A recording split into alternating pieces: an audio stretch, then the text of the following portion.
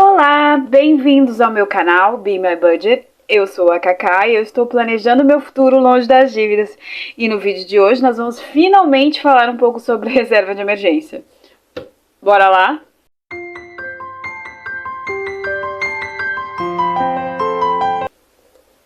Bom, pessoal, pra quem tá chegando agora, esse vídeo eu já gravei, tá? E ele foi um dos que deu problema sobre gravar na horizontal e gravar na vertical.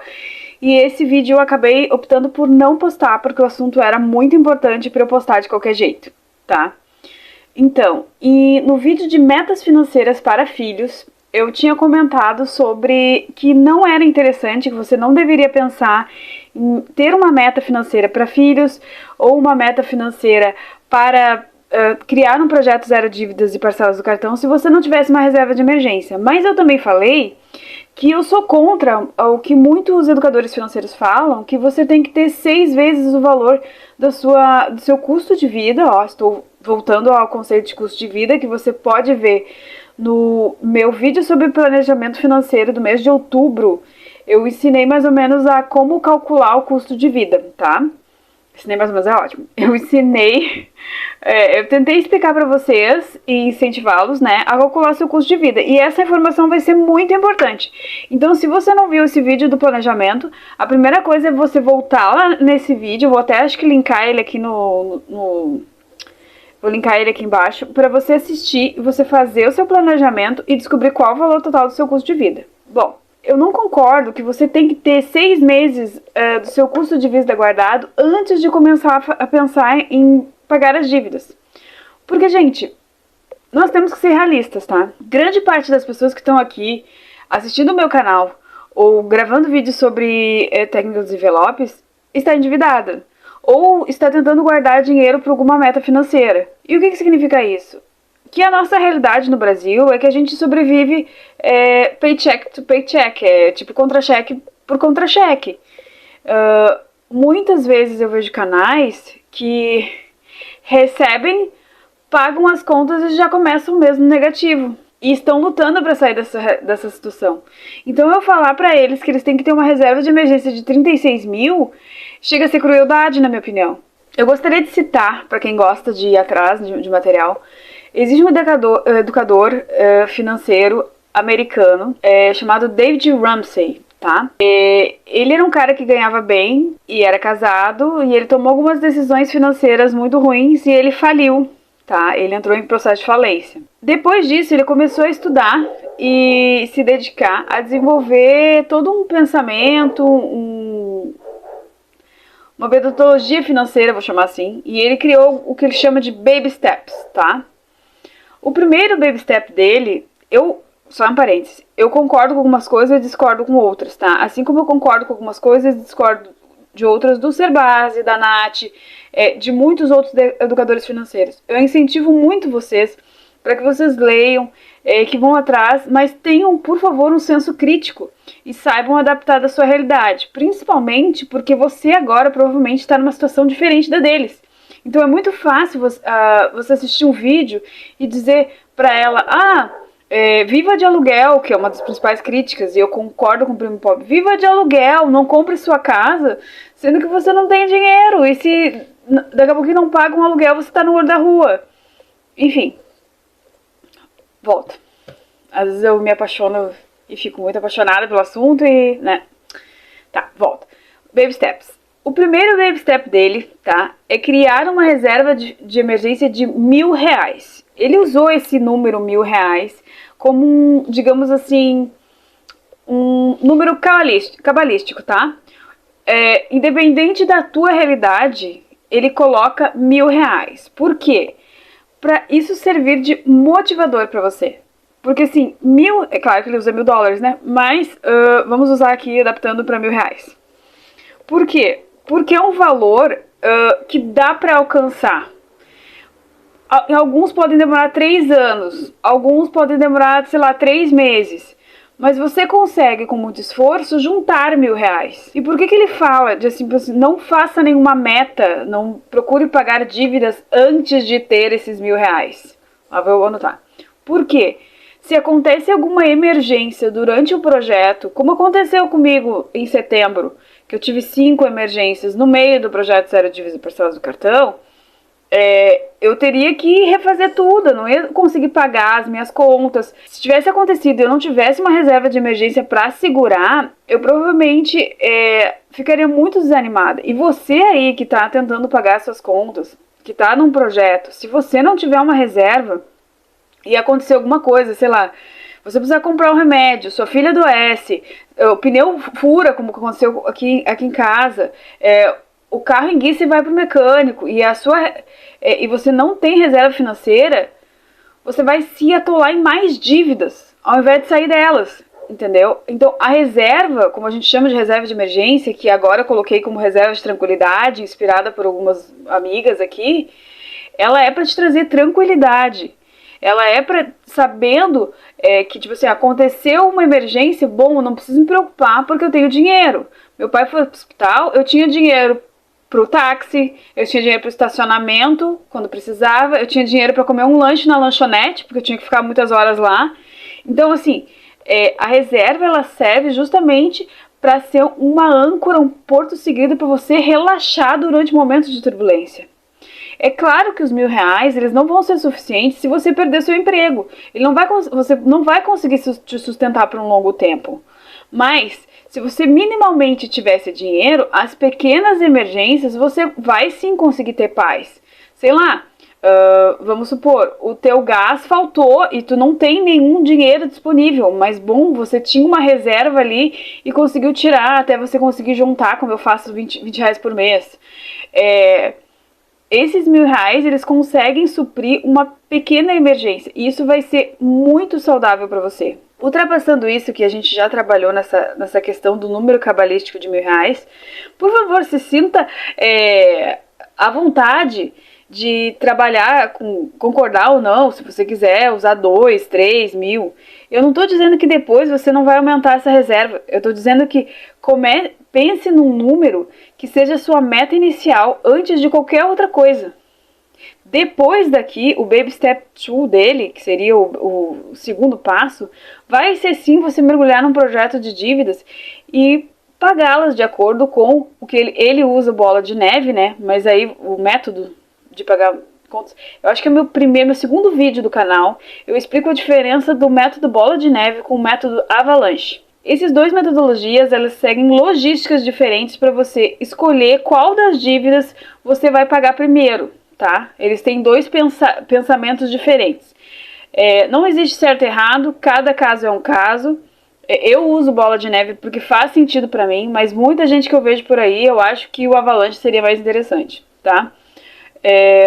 Então, assiste esse vídeo também, parece que eu tô recomendando todo, mas é que é um processo, tá, gente? Não adianta pular... eu vou escrever aqui dívidas. Não adianta pular um passo e não fazer o outro, porque senão vai dar problema.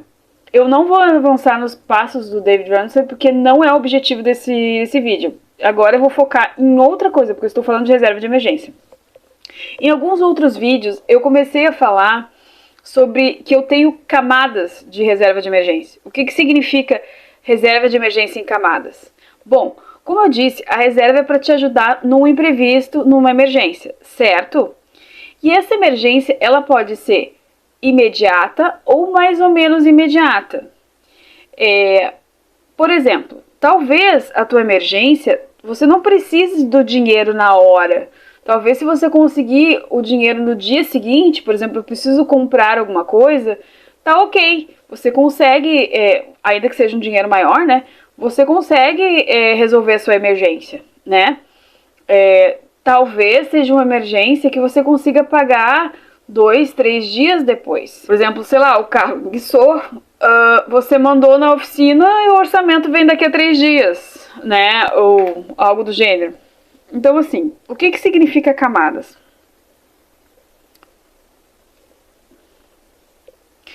São lugares diferentes onde eu coloco a minha reserva para trabalhar, e são níveis diferentes de rentabilidade dela. Porque quando a gente pensa em reserva de emergência, a gente não pensa em rentabilidade, certo? Porque o dinheiro tem que estar disponível.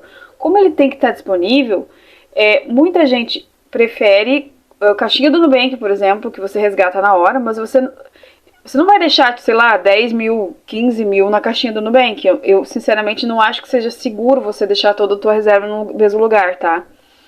Então, quem viu meus vídeos de cash stuffing sabem que eu gosto de ter uma reserva em dinheiro. Porque muitas vezes eu tenho que alcançar dinheiro do meu marido, alcançar dinheiro do meu sogro. Acontece alguma coisa, eu gosto de ter dinheiro. Mas não significa que eu vou ter muito dinheiro em casa, porque também não seria seguro, né? Eu gosto de ter R$ 1.000 em casa, tá? De 500 a R$ 1.000 em casa. Essa mais ou menos é a minha camada número 1, tá? Porque essa camada, ela não tem rentabilidade, a rentabilidade dela é zero, porque ela é em papel, certo? Então eu gosto de ter à mão essa média de valores, tá, gente? Eu não deixo dinheiro no binder, né, é claro. Eu deixo em mais de um lugar, mas enfim. Aqui, o que seria minha camada 2, eu deixo na caixinha do Nubank, tá? Aí sim. Porque outra coisa.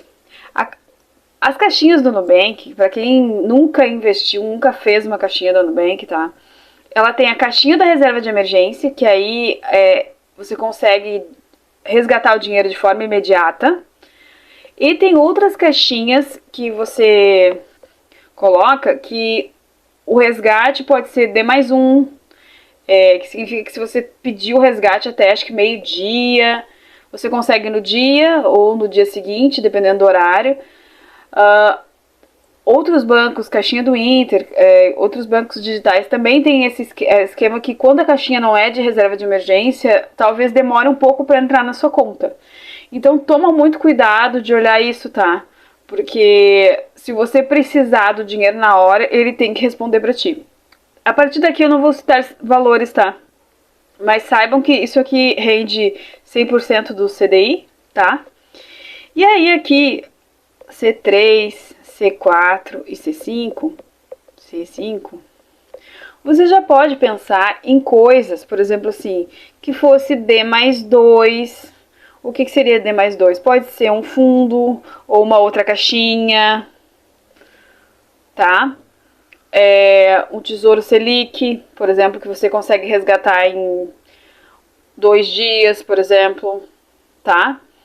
Que é um título do tesouro nacional, que assim, pra te dar calote, só se o Brasil quebrar, tá? Então, é um dos investimentos de renda fixa mais seguros que tem, porque é garantido pelo próprio Brasil, tá? Você vai precisar de uma conta de uma corretora. Veja bem, disclaimer, eu sou educadora financeira, eu não estou fazendo uma recomendação de investimentos, certo? Eu estou falando de um dos lugares onde estão minha reserva de emergência, tá? Então, você pode fazer um investimento no Tesouro Direto, você pode fazer um investimento num fundo de investimentos. Só você tem que cuidar naquele D, e aquele D e um número, tá? Porque aquele D e um número que tá no investimento diz quantos dias esse dinheiro demora para chegar na tua conta. E quando eu falo em camadas, é justamente esses D mais um númerozinho. Porque assim, eu não preciso que todo o dinheiro esteja, digamos, acessível para mim 24 horas. Eu consigo trabalhar com a primeira e a segunda camada para reserva de imediata, uma segunda camada com D+2, né? Uma segunda, terceira camada com D+2, e o resto, né, se você conseguir, né, você distribui ao longo das suas camadas, de acordo com o que você achar interessante. Lembrando que quando eu calculei meu custo de vida, a minha reserva de 6 meses, que eu digo que eu faço a minha crítica, né, que seria minha 6 meses do meu custo de vida, daria uns 36 mil, né?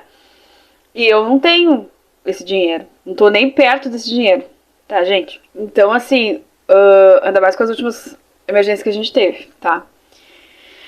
Então, assim, gente, nem perto mesmo. Era isso que eu queria dizer, não quero fazer um vídeo muito longo. Eu quero que você sente, faça seu custo de vida pra saber quanto que... Tá, mas aí, Karina, você colocou 36 mil, significa que eu vou fazer os R$ 1.000 e eu não vou mais investir e isso não vai estar como meta? Não, vai estar sim.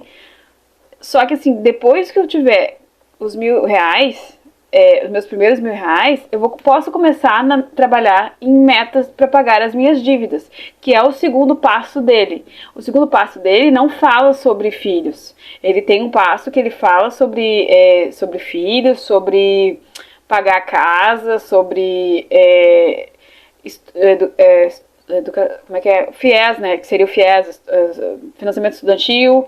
Ele tem todo um sistema de passos, tá? Mas eu só vou pensar em cartão de crédito se eu tiver uma reserva de emergência, porque senão eu vou ficar nadando sem sair do lugar, tá? Mas depois que você já tem essa reserva, você pode sim pensar no projeto zero dívidas parcelando no cartão, mas mesmo pensando no projeto zero dívidas cartão, construir a sua reserva tem que estar em uma das suas metas. Porque de nada, esse R$ 1.000 te segura, mas não te segura muito. Então, assim, você vai continuar aportando e vai continuar se esforçando em pagar suas dívidas, mas também vai continuar pensando em ter uma reserva de emergência para chegar digamos assim, numa situação melhor. Eu não vou mirar em 36 mil. Se eu tenho R$ 1.000, eu vou mirar em 3 mil. Se eu já tenho 3 mil, vou mirar em 5 mil. Se eu já tenho 5, eu miro em 10. E por assim vai. Eu não vou pensar em 36 mil. Porque vai demorar muito para chegar a isso. Você tá entendendo o que eu tô dizendo? Bom, gente, se você achou esse vídeo interessante, por favor, não deixe de deixar seu like, deixar um comentário, um emoji para fortalecer o canal, para esse vídeo ser sugerido para mais gente, apesar dele ser um pouco estranho, assim, dizer assim, por que eu discordo desses 6 meses? Eu quero dizer pra você assim, Karina, por que você tem uma reserva de dinheiro? Porque aqui no Rio Grande do Sul nós vivemos uma calamidade, certo? Todo mundo acompanhou por aí o que aconteceu, as chuvas, a enchente. Muitos lugares colapsaram e os sistemas caíram. Então eles começaram a vender produtos sem sistema. Quem tinha dinheiro conseguiu comprar água e comida. Dinheiro nota. Porque não tinha cartão, não tinha luz, entendeu? Não tinha gerador. Então quem tinha dinheiro em nota conseguiu comprar água e comida. Então assim, claro que eu espero que isso nunca mais aconteça. Mas o fato de eu ter dinheiro me possibilitou comprar coisa que meus vizinhos não conseguiram comprar. Desculpa se eu fiquei apaixonada de novo, né? Mas é que alguns assuntos eles geram alguns gatilhos aqui em mim. Um adendo que eu quero fazer aqui, tá? Quando eu falei em reserva de emergência, eu falei em R$ 1.000, isso é uma reserva pessoal, tá? Se você está pensando em começar algum negócio, que pode ser... eu até posso fazer um vídeo se vocês quiserem, se vocês tiverem interesse sobre isso. Por exemplo, assim... você vai começar um negócio de fazer docinho, você vai fazer um negócio de fazer sabão, tá? Ou trabalhar com crochê, né? Faço barrada em pano de prato. Se você vai começar um negócio, você tem que ter já uma reserva de emergência para o seu negócio. E isso deve ser diferente da sua reserva de emergência pessoal. Se você está trabalhando com alguma coisa, você tem que separar os seus gastos, por mais simples que seja, tá? Por mais caseiro que seja. Você tem que já começar a pensar com olhos e uma visão de empresa, para poder separar os custos, porque senão daqui a pouquinho você está dedicando um tempo em algo e que não está gerando lucro, entende? Que daqui a pouquinho o seu tempo poderia ser melhor aproveitado em outra coisa e você não se dá conta, tá? Por exemplo, ter uma reserva de emergência para o seu negócio é extremamente importante, porque no começo você tem um lucro muito pequeno, sabe? E às vezes você precisa de dinheiro para investir, então você não tem o lucro nos primeiros meses, e isso faz parte de um pensamento de empresa, tá? É claro que, como pensamento de empresa, você tem que pensar nos custos. Deixa eu pegar alguma coisa aqui. Eu tô gravando muitos vídeos.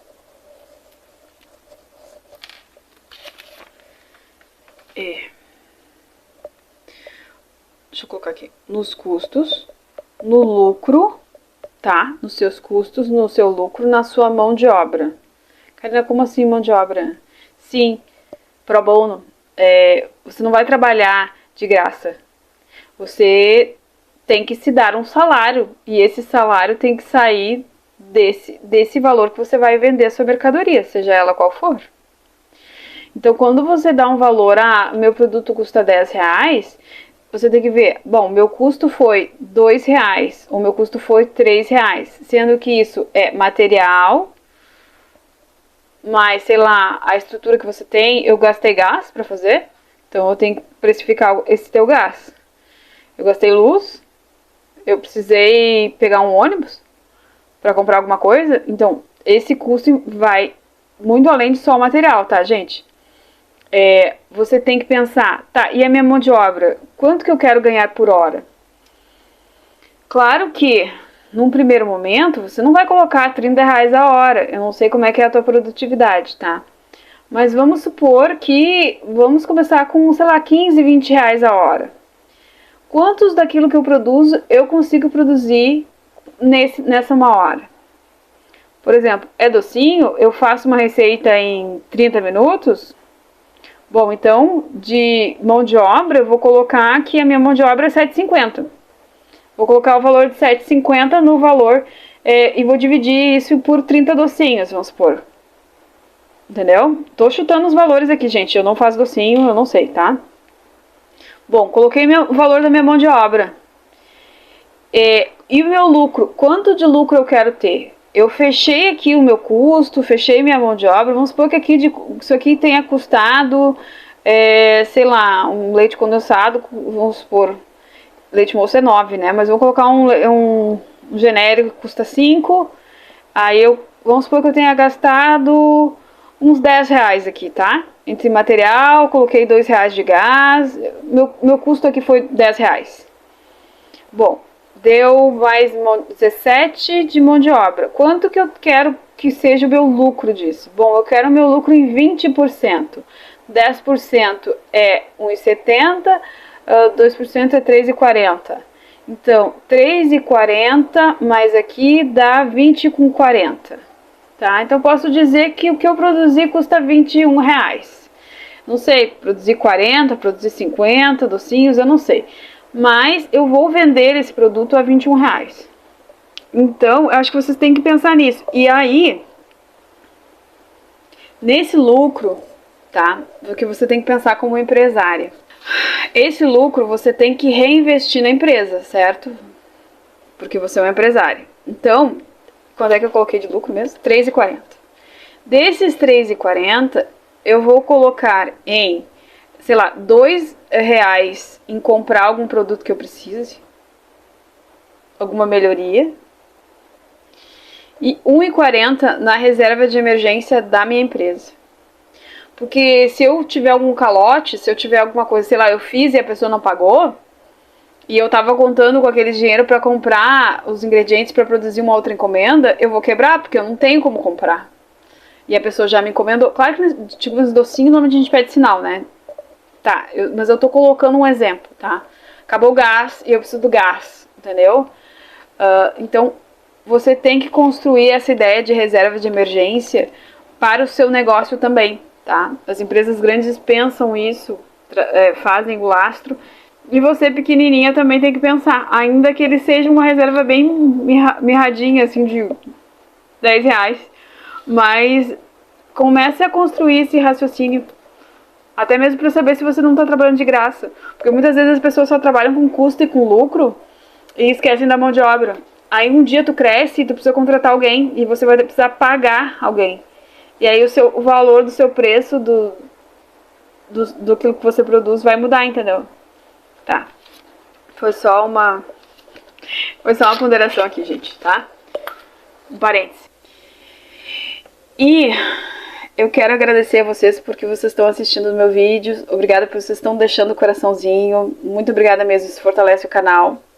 Um beijão e até a próxima. Bye, bye!